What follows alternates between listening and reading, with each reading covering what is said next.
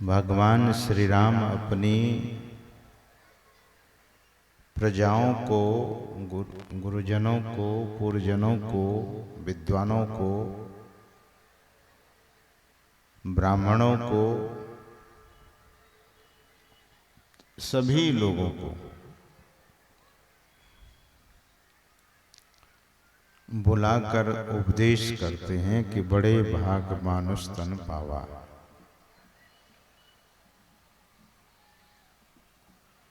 बड़े भाग्य से मनुष्य का शरीर मिला है।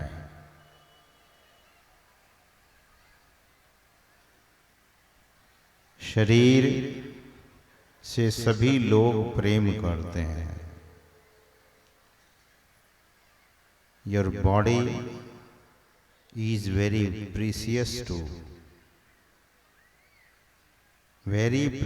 To you. बहुत प्रिय है यह शरीर।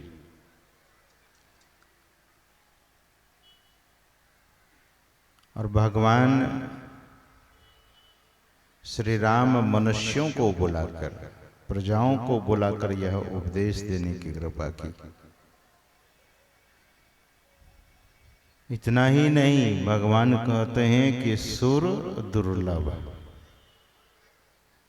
देवताओं के लिए भी यह दुर्लभ है।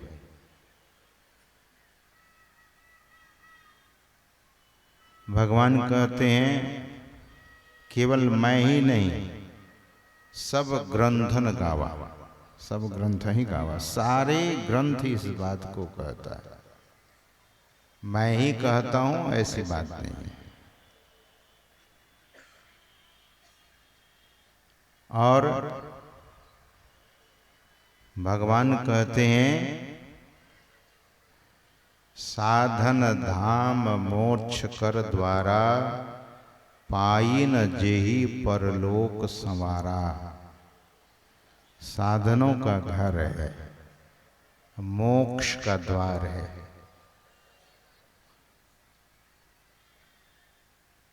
सभी साधनों का घर है।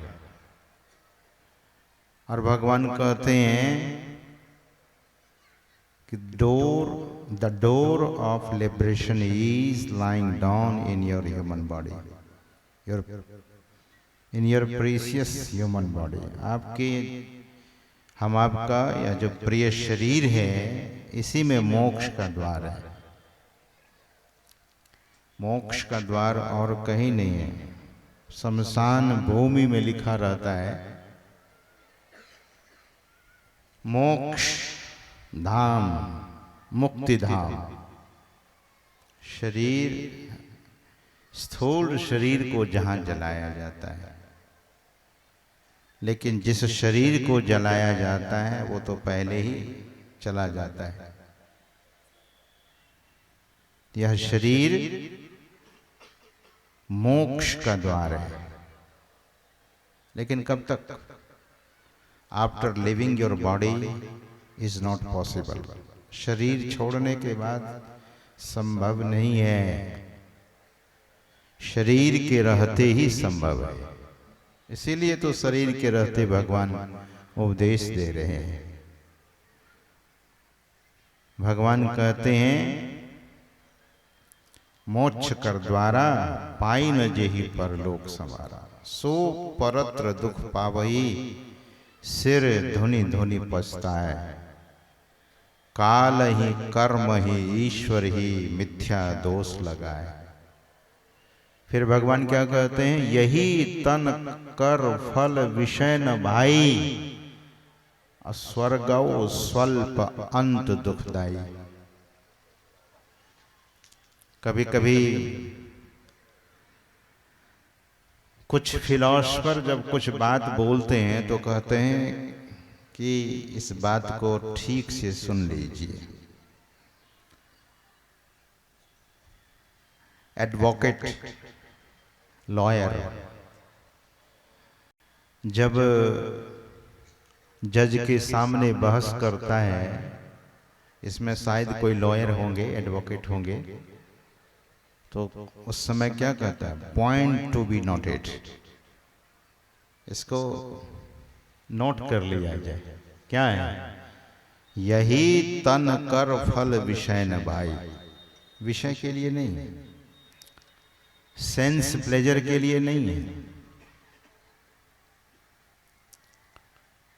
Pleasure will give you the pressure. Pleasure जो सेंस प्लेजर है, this is not ultimate happiness. यह सुख जो विषय सुख है,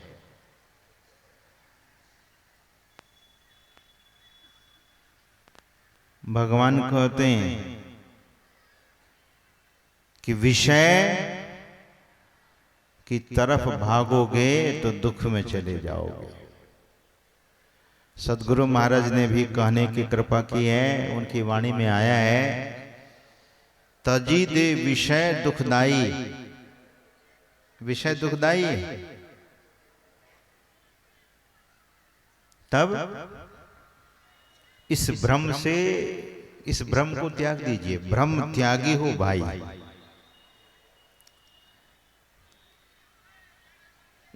जीव भ्रम में पड़ा हुआ है। यही तन कर फल विषय न भाई। वेरी क्लियर, बहुत स्पष्ट रूप में भगवान कहते हैं।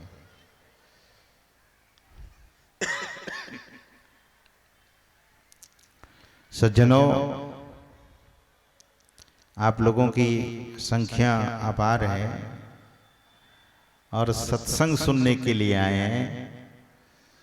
यह जो मानव शरीर की उपादेयता, मानव शरीर की सार्थकता के बारे में पाठ हुआ है, न जाने आप लोग सत्संगी भाई बंधु लोग हैं, सज्जन वृंद हैं, माता बहन हैं, बहुत बार सुने होंगे, लेकिन एक ही पंक्ति पर आज सुनिए। मैं एक ही पंक्ति पर सुनाऊंगा।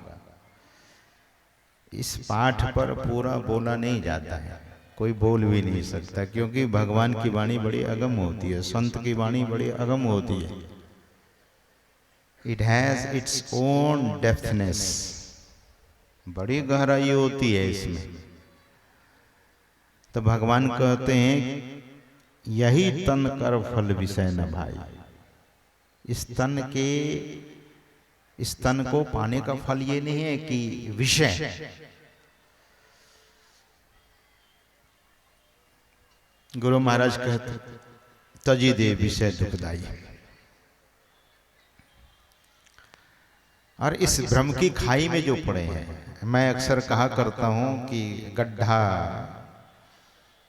छोटा होता है, कहते हैं ना रोड में गड्ढा है, लेकिन हिमालय की यात्रा जब आप करेंगे तब आपको खाई दिखेगी। खाई जो 10-10 हजार फीट नीचे जिसकी गहराई होती है, वो खाई होती है। ऊपर से नीचे उस खाई में कोई गिरता है तो सोचेगा कि अब ऊपर कैसे आएंगे।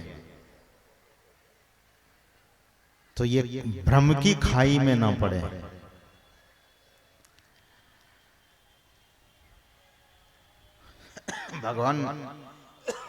भगवान श्री राम कहते हैं,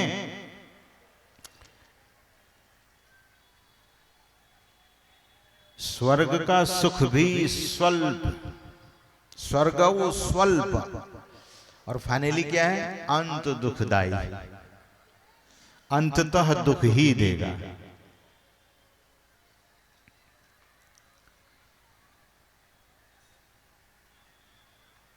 बहुत सारे देवताओं की कथा पुराणों में लिखी हुई है, आप पढ़िए और देखिए। देवता लोग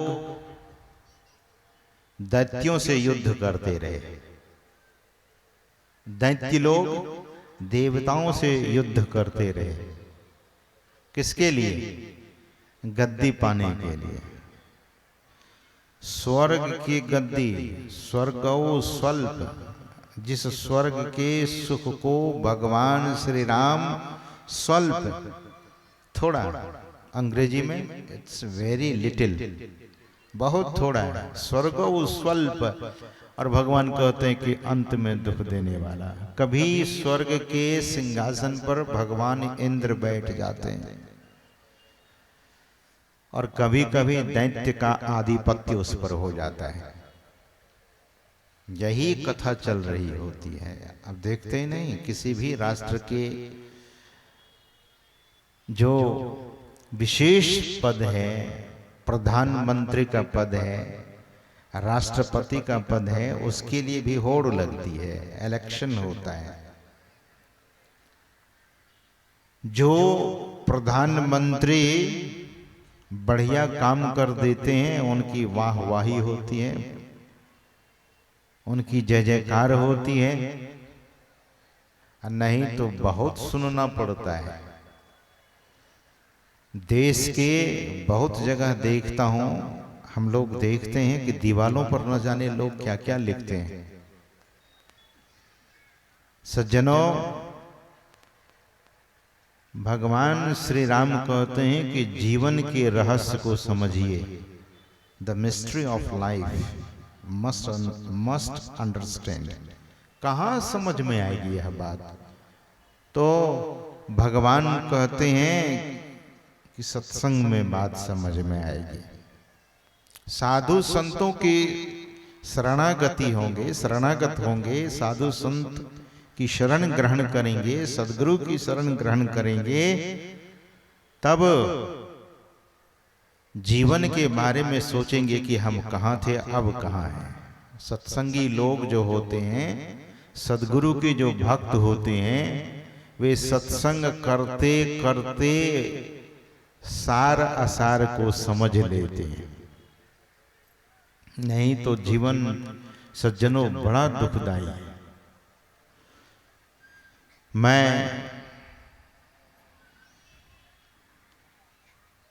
उस भक्त का प्रसंग रखना चाहूंगा। एक भक्त थे, दरअसल में पहले वे सेठ थे। उनका नाम कुछ और था। बाद में महात्मा तैलंग स्वामी जी महाराज के उनके समीप, उनके चरण शरण में जब आए तो उनका नाम उमाचरण रखा गया। काशी में एक महात्मा हुए, उस महात्मा का नाम तैलंग स्वामी जी महाराज। उनकी आयु के संबंध में ठीक ठीक बातें नहीं मिलती है। कहीं 268 वर्ष उनकी आयु बताई गई कि 268 वर्ष जीकर वे शरीर को गंगा जी में विसर्जन कर दिया। ऐसे लोगों से कहा कि देखो मैं शरीर छोड़ता हूं, और जल पर बैठकर जल समाधि ले ली। तैलंग स्वामी जी महाराज सचल, उनको लोग सचल शिव कहते थे। भगवान शिव, चलता फिरता ये शिव भगवान है। कहीं कहीं 308 वर्ष उनकी आयु लिखी गई है। जो भी है,